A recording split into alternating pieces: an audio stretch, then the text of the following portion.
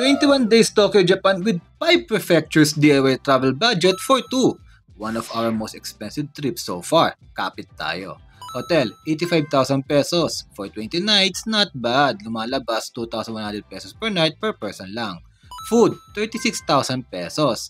Less than 900 pesos per person per day. Kaya sulit. Transportation, 50,000 pesos. Ang laki. Pero laki rin ang natipid namin sa GR Regional Pass at Cebu Pac Piso Sale. Activities, 52,000 pesos. Dito kami napaggastos ng malaki pero worth it. Shopping, 11,000 pesos. Napadami ata shopping namin para sa paparating na travel.